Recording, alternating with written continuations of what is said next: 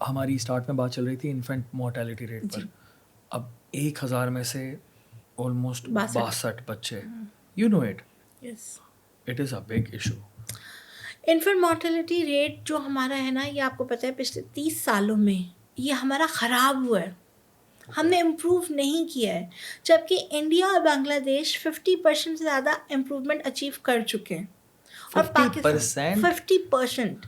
جب ہمارے پاس آج سے 1970s میں ہمارا 61% ہوتا تھا، یعنی 1000 میں 60 کی فگر میں بچوں کی ڈیتھ ہوتی تھی. آج بنگلہ دیش میں 30 ہوتی ہیں، لیکن ہمارے پاس 62 سے 70 ہوتی ہیں. اینڈ دوسری بات دانیال، موسٹ امپورٹنٹ، یہ وہ فگرز ہیں جو رپورٹڈ ہیں. یہ وہ فگرز ہیں جو ہمارے اداروں کے پاس رپورٹڈ ہیں. آپ بھی جانتے ہیں کہ اس وقت ملک میں کتنی زیادہ ان رپورٹڈ برتھس ہو رہی ہیں. گاؤں دیہاتوں میں گھروں میں بچے پیدا ہوتے ہیں، اور ان میں سے کئی، اس سے بہت بڑا نمبر اپنی زندگی نہیں جی پاتا ہے. اس کی بیسک وجوہات کیا؟ ہم ظاہر ہے میڈیکل ریزنس پہ نہیں جاتے. سب سے بڑی بیسک وجہ اس کی ہوتی ہے کہ مدر ویک ہوتی ہیں. خواتین کی بار بار، جیسے ہم کہتے ہیں نا برتھ اسپیسنگ، 2 بچے 3 بچے جتنے بھی آپ کی فیملی ہے، اس میں بچوں کے درمیان وقفہ نہیں ہوتا، خواتین اپنی انرجی ریگین نہیں کر پاتی. تو یا تو بچہ اتنا کمزور ڈیولپ ہوتا ہے کہ وہ سروائیو نہیں کر پاتا، یا مدر کے اندر اتنی کمپلیکیشنز ہو جاتی ہیں، بلڈ لاس ہو جاتا ہے، باقی اور ایشوز ہو جاتے ہیں میڈیکل، کہ وہ بچہ جو ہے وہ سروائیو نہیں کر پاتا. تو ان دونوں کیسز میں یہ ریکارڈ میں آتا ہے انفنٹ مورٹیلٹی میں.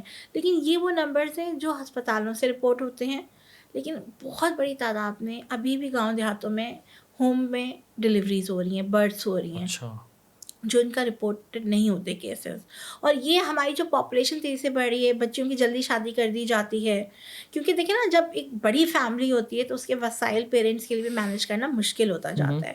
بچوں کی کم عمری میں شادی ہو جاتی ہے، وہ ینگ مدرز بن جاتی ہیں، خود ڈیولپ نہیں ہوئی بھی ہوتی، کمزور بچیاں ہوتی ہیں، پھر مدر بن جاتی ہیں، پھر ریپیٹڈ چائلڈ برتھس ہو رہی ہوتی ہیں، برتھ اسپیسنگ نہیں ہوتی. تو یہ تمام چیزوں کی ضرورت ہے لوگوں کو کاؤنسل کرنے کی، جو گورنمنٹ اپنے پاپولیشن ڈپارٹمنٹ کی پراپر پالیسی اور امپلیمنٹیشن کے تھرو کر سکتی ہے.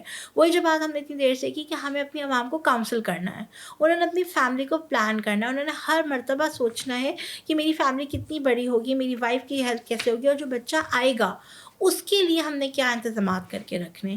یہ سب سوچتے ہوئے اپنی فیملی کے نمبر کو پلان کریں. سوچیں کہ جی آپ کی فیملی کتنی بڑی ہے، کتنی چھوٹی ہوگی. ہر انڈیویجول کیس ہوگا، ہر کسی کو خود فیصلہ کرنا ہوگا. کوئی حکومت، کوئی سیاسی لیڈر، کوئی پولیٹیشین، کوئی براڈ کاسٹر انہیں نہیں بتا سکتا. ہم اور آپ یہ بتا سکتے ہیں کہ جی اس بارے میں سوچیں، جو آنے والے ایشوز ہوں گے ان کی تیاری کریں، ان کی پلاننگ کریں، اویئرنیس کریں. پوری کوشش کرتے ہیں کسی بھی طرح سے نا، بس سامنے والے کو سمجھا دیں، ایٹ لیسٹ میری بات سمجھنے کی کوشش کرو.